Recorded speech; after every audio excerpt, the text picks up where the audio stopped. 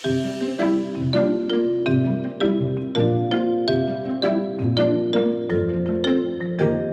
welcome to Transform Gov, the digital government podcast. It's brought to you by the Ireland eGovernment Awards and it's in association with Accenture. And my name is Maeve Neefsey. And I'm joined today by Huda As'ad from Accenture. And she is going to be talking to us about some really exciting and important things, which are, for example, infrastructure. And we know that that's kind of the engine room of national progress. So I know we're all kind of waiting with bated breath to hear what she can share with us. And given the huge investment that the government has committed in the recent budget to the rollout of the National Development Plan, it's a really opportune time to be questioning not only how much we're going to spend and what we're going to build, but whether we can deliver them really well and smartly. So joining me is someone who knows an awful lot about these kinds of projects. So Huda is Managing Director of Capital Projects and Infrastructure for the UK and Ireland at Accenture. And her hands-on experience spans landmark projects such as the London 2012 Olympics, which must have been unbelievable, through to global sustainability and infrastructure policy. So Huda, you're very welcome to Transform Gov. Good to have you. So look, you helped deliver one of the world's biggest, and I suppose biggest bills really, in terms of the Olympics, the London Olympics 2012. Did you imagine when you were growing up that you were going to be leading such an exciting and high-profile infrastructure project, in the UK? Gosh, no. I mean, I was always interested in the built environment. I bleed engineering. It's in me. It's in my DNA. And that was an amazing opportunity. I wouldn't say I led it. I am one of many people who contributed to a really amazing program, mega program built in the UK. And tell us what when you say it's in your DNA, why? How? Oh, I don't know. I come from a family of engineers. I love the physics and the problem solving and the people element. It's just something that really has always appealed to me, even as a child. Yeah, I know that, but I'm a family of engineers as well. And I'm the same. If I see a huge, big project where they're building up a big, huge sewage pipe, I go, wow, that's amazing. But anyway, we're in a small group. So look, from your experience, you must have learned, I suppose, things that are relevant really to Ireland now facing some really big infrastructural development. Are there things that you could share with us in terms of what you've learned that could be relevant to what we're going to be doing next? Absolutely. I mean, London 2012 was an amazing program, one of many, but a really amazing one because it's more than a decade ago now. But I think for the industry as a whole, it felt like a pivotal moment when we realized that having a single source of truth of data was so important in driving efficiency and effective decision-making. We've always had reporting and data. It's something that's a very big part of a big capital program. But I think it was the first time that the whole industry was focused on creating something like a digital dashboard where we could all see the information, drive insights really quickly, and have a level of transparency that I don't really think we had before. And do you think that it's because of certain technologies being kind of more advanced or easier to use that you were able to realize that ambition? Actually, I would suggest that technologies we have today are way more advanced. I mean, a lot of our dashboards and data was built on Excel. Now we have so much more accessible, much more advanced technologies. And actually, for Ireland, this is a prime opportunity with such a massive, ambitious program to really sort of mindfully design how you're going to control data, how we're going to use data to drive decision-making, how we're going to build public trust in the things that we say that we're going to do and do them as we said we're going to do them. Mm-hmm. And what about practically, if you were looking at, that we've got this big budget that's going to go to infrastructure, in very practical ways, what would you do to ensure we get value for money? I mean, value for money, I always find really interesting because it means different things, but really value for money is making sure that we're always outcome focused. So I think as long as there are basics that are done correctly, value for money can be achieved. So for example, I think there needs to be a bit more, I'm going to call it trust in the public ownership of decision-making. So we need to kind of give people a remit, a delegation of authority and some boundaries, and then trust them to make decisions so that we're not held up by too much perception of red tape. When you with trust with the public often comes down to very black and white issues. And one of them is, they said they'd spend this much and they spent more. How would you handle that? And how would you face that from your experience in other projects? Well, I mean, all our current research says that 9 out of 10 projects are late or are over budget or are over budget. That's not unique, if I may say so, to Ireland, right? No, that's international. That is actually global, which is a bit depressing because when I started in the industry 20 years ago, we used to say 7 out of 10. Now it's 9 out of 10. The reality is projects are complex and complicated. And sometimes there are political reasons, like we create budgets in a point of time because that's how fiscal cycles work. So actually, they're always going to cost more than we said they're going to cost. So I think there should be a level of transparency about those things. We should also be focused on the outcomes that we're looking for, right? So we want to deliver. Capital projects are not there to deliver things for the sake of building things, much as I would love to, because we're engineers and I'm an engineer. I really love the sort of excitement of building new. But they're to deliver outcomes for citizens and for the public. So as long as we're focused on what the outcomes are, they are delivering the right things for the public, we are empowering the right people to make decisions, then that creates a level of transparency. You can talk about why we're doing things and why things cost what they do. And I think once you start to sort of focus people on why we're doing things, then people understand. I just think there's a level of transparency that sometimes isn't obvious. And I suppose technology does allow us to have a level of transparency that probably wasn't possible before. And I know, interestingly, we've just awarded our e-government awards this year, but one of the entries was Limerick County Council or City Council. And what they've done is they have used dashboards and transparency to say what they're doing, when they're doing it, against the goals that were set for the council. So do you think that's important to do that for capital investment and infrastructure? Super important. And actually, if governments decide to do it, it's quite straightforward. It's painstakingly painful at the beginning, it's more complex because you have to set a really good foundation. You have to cleanse the data and organize it in a neat kind of way. But once you've got that, you have a great platform from which you can create transparent information and go as radical as you want with how digital you want to get. You could go from a simple dashboard that has really good, clean data to building an entire digital twin, which gives you real-time information, and you could be like as much budget as you want, kind of sort of level. And I suppose there's kind of two audiences in a way, isn't there? I mean, two drivers of the project. One is, okay, here's the team of all of us, and here are our goals and what we're trying to get, and we have to collaborate and work together, and we need transparency and knowledge and information to allow us to do that. But on the other side, there's the public. And we could also use technology for them as well in terms of making what we're doing real, 100%. Visually and conceptually. 100%. People think of BIM and digital twins as if they're just sort of a nice to have or a bit of a gimmick. But the reality is visualizations, first of all, help people feel and believe what it is we're going to build. They help people understand what it will look like in their personal space, so it makes it closer to them. And it just makes people really realize what they're going to get at the end of it.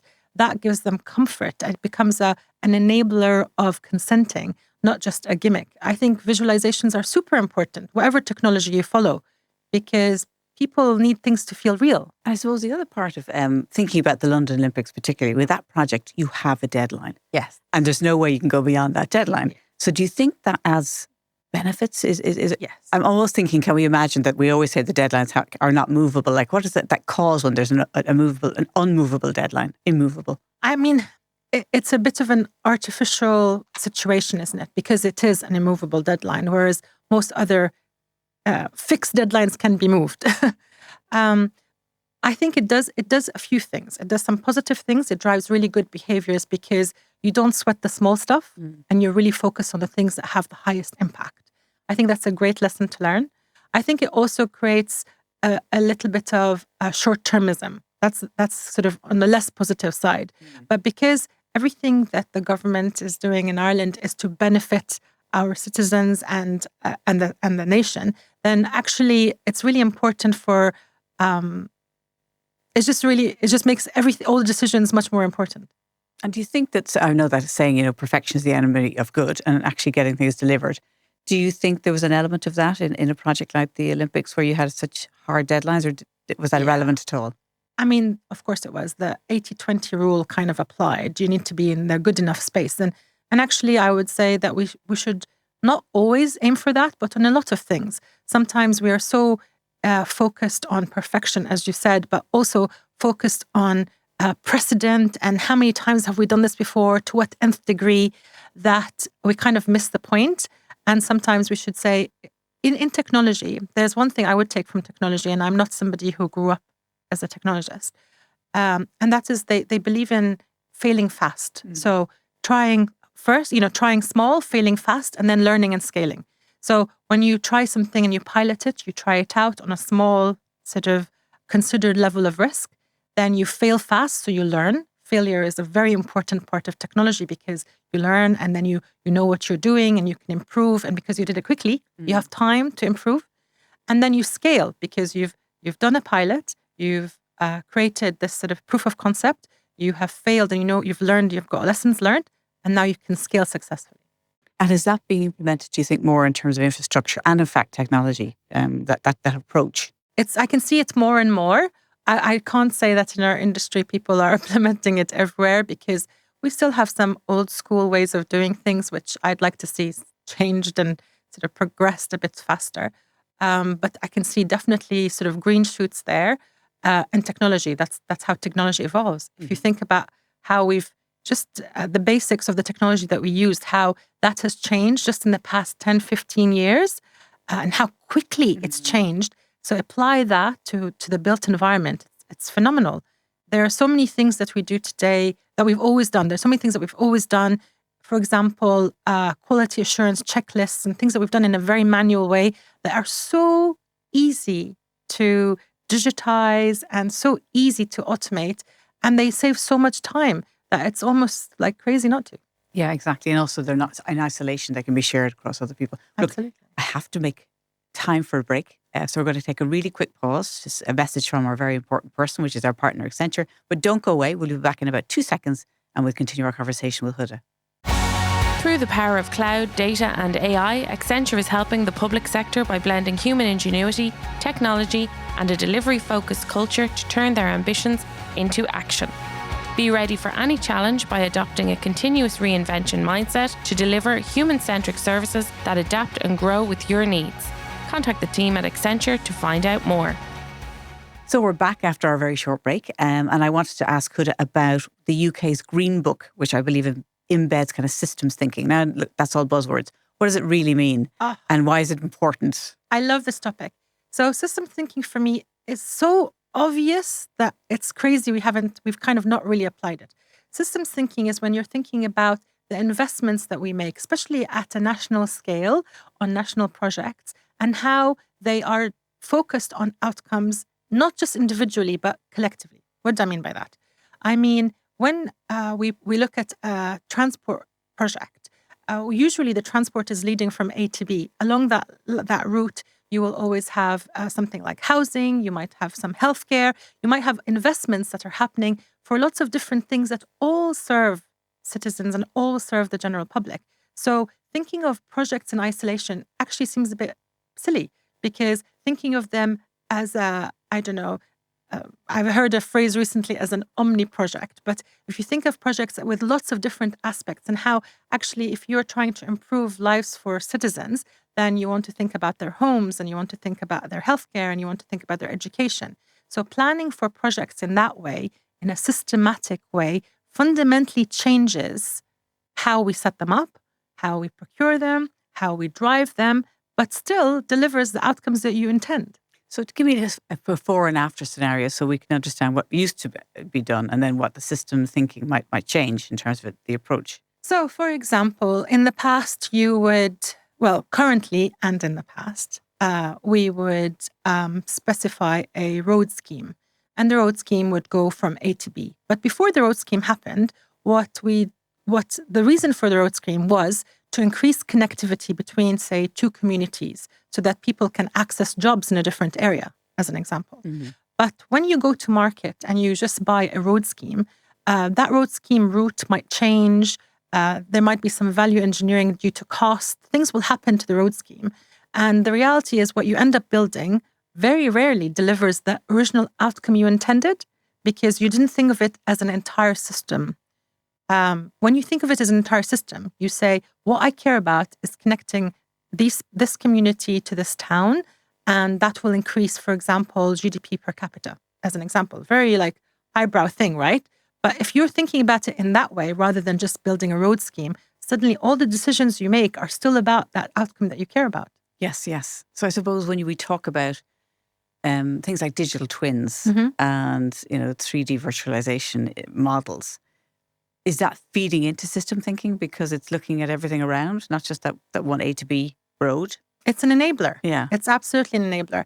I mean, some countries have done brilliant digital twins where for Singapore has created a national digital twin, which means that any urban planning decisions get made based on looking at the entire system, understanding the energy requirements and the demand, understanding, the people flow, the traffic flow. Every decision looks at all the different aspects that are sometimes really easy to miss when you're looking at things in a very individual kind of linear way. I presume it speeds up the process massively. If you've got that one, as you said, the place where all the truth is in one centre, right? There's all the pipes, here's all the infrastructure, there's the communication system, and I'm going to plug into that. You don't have to recreate that over and over again. Absolutely. Yeah. Absolutely. It's actually a waste to continuously create things.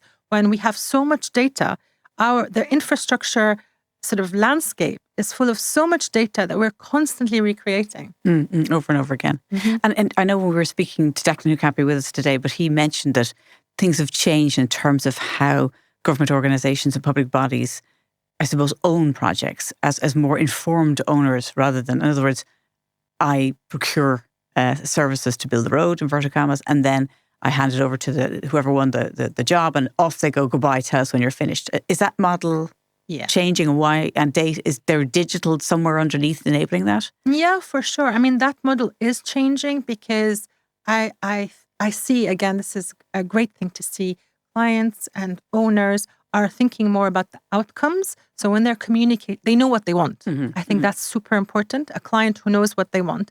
That means that they can get access to data to validate that they're getting what they want. For example, in the UK, the Highways Agency has created a digital PMO. So they are able to verify data that they get from their supply chain before their supply chain tells them.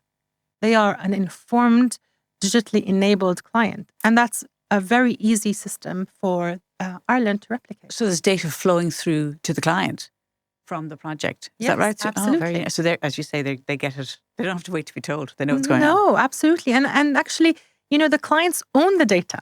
I think sometimes clients forget that. When a client goes to market, they specify certain data that they want. There's no reason not to say, I want it live, real time. I want it when I want it, on demand.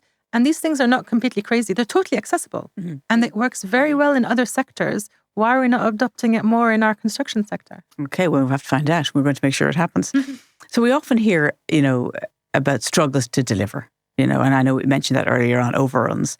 But are there examples of other nations who've kind of managed to deal with that better? And how have they done it? Or is everybody still where they were before? I know we're not alone, put it that way. Yes, I think it's really important to realize that Ireland is not alone, and everyone struggles all countries, all projects struggle to deliver to some extent.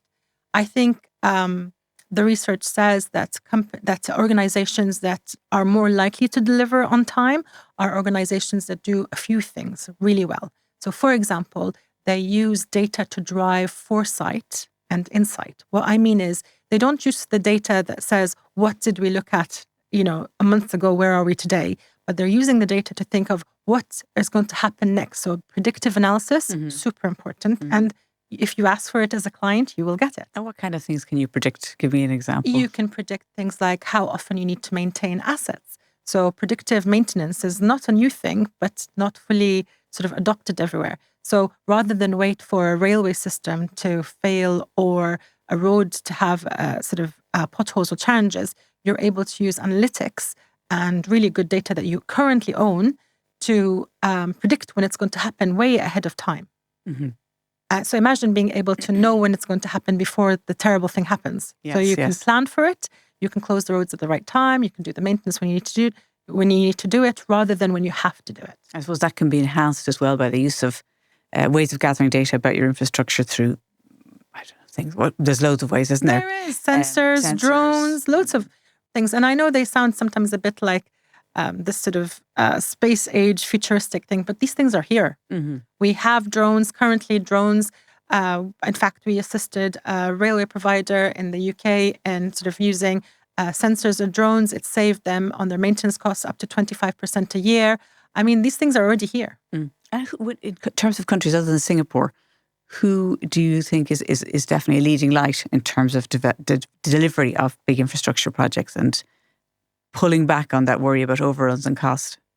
That's a very good question. I mean, I don't think any country gets it right every time, all the time. I think there are great projects and there are great sectors. So when I look at even in the UK, the Thames Tideway Tunnel delivered on time to budget, using a lot of technology and mindfully designing things, but also doing basics like early contractor involvement, which means speaking to all the people who are going to build the thing before you commission it, so that when you're commissioning a thing that they can build. Sounds really obvious, right? I know. We don't often do that. So there are some really great projects out there. I wouldn't say one country has a monopoly, if I'm honest. And when you say thinking mindfully, what does that mean? I mean, by design. Okay. I think sometimes we tend to follow a procurement process very rigidly, which of course has a lot of common sense to it. But the reality is that you need to do a lot of we call it front loading. So you need to do this front loading investment in thinking about things the right way, being really crystal clear on the outcomes that you care about, not just the outputs. Being really clear about what your sort of no-go decisions are, what you want to see in the final product, being honest and transparent about your budget, about the things that you care about, whether it's time, quality, or money, because in that triangle, you can't have everything all the time. So you have to prioritize. And just engaging with people at the right times. I think once we establish that as a process and then follow proper, robust procurement processes, your project should be perfectly on time every time. That's to be a dream. I'm thinking just in terms of, we talk about big infrastructure projects. We've talked about, technology enabling, information sharing, planning ahead. But then, of course, the other part is there's other barriers, and they can often be human. 100%, right? So what have you seen? I mean, tell us some of the bad stories in a way. You don't have to name any names. And then tell us how you would deal with that. So I think sometimes there's resistance. There's a culture of resistance to change. And I think a lot of this is addressed by tone from the top. Projects that are successful in delivering things that are different in a different way have leaders who are very persistent and transparent and consistent in their messaging, that this is how we want to do it and this is why. So you win the hearts and minds and you're constantly beating that drumbeat. Change is difficult. And changing people's perceptions of, well, this is the right way is also very difficult because they've done it like this for a long time. But as I said, I think projects where they do it super well is when leadership is strong, leadership is empowered, they have decision-making abilities and a good delegation of authority. They're allowed to fail fast. There's no too much finger pointing. Obviously not catastrophically. This is public funds. We want everything to be done in a way that always protects the public purse. But we have to give people leeway to try and do things better because the outcomes are almost always much better than just sort of being too risk averse and following the way we've always done things. And in terms of experience when you've been doing big projects, can you tell us some of the kind of hiccups that you had to experience and how you might have overcome them in a practical way? I've been, I guess, quite lucky. A lot of the major programs have not too many near disasters. I think the way I've always looked at things is thinking of things in a way of measuring checks and balances, doing checks and balances on things. AI and all the cool tooling is very cool and obviously great for the headlines. But sometimes if you focus on getting the basics right, things work really well. So working on a particular project where the costs seem to be going completely out of control, and it was really difficult to understand why these costs were going so sort of crazy out of control. And then just looking at the basics, I'll give you an example. I looked at that particular project and I realized that the muckaway, the spoil that they take out of the site, that were taking out of site, was way bigger in volume than the volume of the holes they were digging. Okay. I mean, that's quite a basic thing, That's right? pretty basic. So it was just really quick find that, though. calculations. Well, it just struck me as a huge amount of spoil being taken out.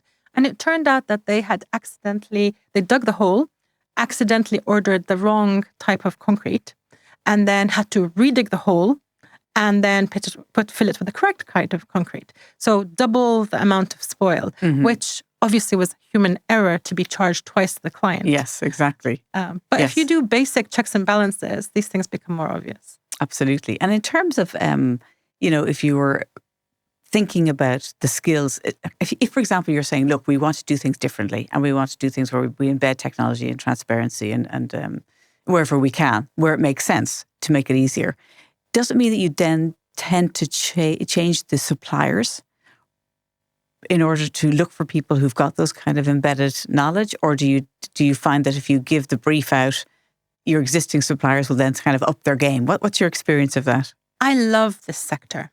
I love, as I said, sort of construction and infrastructure. The reality is a lot of our industry does not really invest in itself unless the client encourages it. Okay. So if you go out to market and you say, this is what we want, something that is digitally enabled, but not too gimmicky, something that helps us deliver on time, on budget, and these are my outcomes, then you will find that the supply chain starts to invest in itself. That upskills people in the industry. It really sort of starts the transformation. It's in the client's hand to start that transformation. And you don't get what you don't ask for. Okay, well, look, this is just fascinating. And I hope you understand that we're definitely going to do part 2 with Huda because there's so much and it's so opportune. But thank you very much for coming and joining us in part pleasure. 1 and for sharing so many thoughtful insights into infrastructure, which we're all very excited about because it's going to make a big difference to the country. And also, it's going to be better for the citizens, isn't it? Because we'll all experience it day to day, this new infrastructure. So stay with us. Let's thank very much Huda, but also thank the team behind TransformGov. Today, it's studio manager Peter Rice, video editor Neil Horner, sound engineer Lee Brennan, and doubling up, Lee Brennan is also our videographer. And thank you very much for tuning in.